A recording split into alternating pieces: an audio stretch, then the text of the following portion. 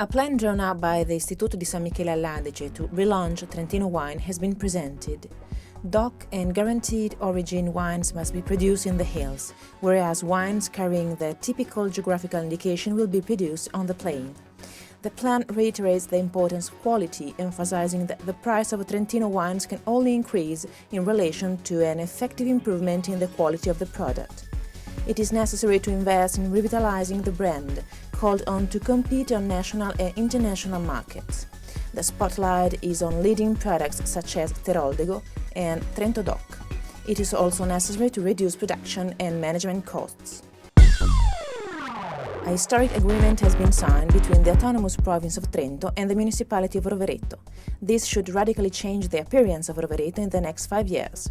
The objectives include making the most of existing public assets in the area and revitalizing disused public facilities. Investment will be made in the fields of education, training and research.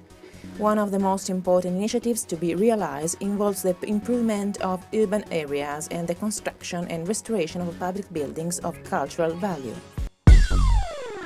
1 out of 2 Trentino women has been molested or blackmailed at the workplace during their lifetime. 1 out of 3 has suffered from physical or sexual violence, while 1 out of 20 has been the victim of an attempted rape. These were the figures presented by the Provincial Trentino Monitoring Unit within the context of the International Day for the Elimination of Violence Against Women, figures which are particularly worrying if one considers that most of the victims never report the incidents.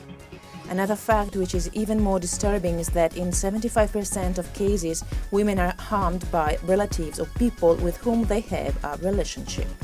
These are mostly husbands and cohabiting partners, but also fathers and former boyfriends or partners. The Balkans and the Caucasus are fundamentally important for the future of Europe, according to the journalist Ennio Remondino, who has reported on conflict in the Balkans for many years. The occasion was the conference for the 10th anniversary of the Osservatorio Balcani e Caucaso. This is a project set up by the Fondazione Opera Campana dei Caduti, which consists of a website, research center and services center exploring social and political transformation in South-Eastern Europe, Turkey and the Caucasus. This year the project has been awarded 3 international journalism prizes for its reports.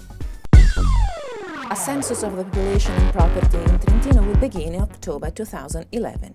However, Istat has first provided for a preliminary phase to be carried out from end of November 2010 to the middle of March 2011. This involves a survey in the municipality of Trento and Rovereto alone. 15 census staff will have the task of checking the presence of street numbers given on street plans.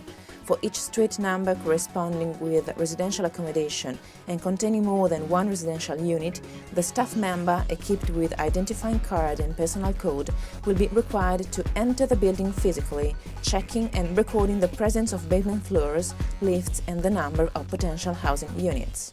The history of San Romeo is closely linked to the brown bear. In ancient times, the animal lived in the surrounding woods in harmony first with the hermits and then with the monks. Carlo, a brown bear currently held in Abruzzo, was supposed to arrive in September.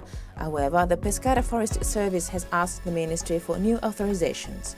In the meantime, the inhabitants of the Val di Non are clamoring for the arrival of the bear.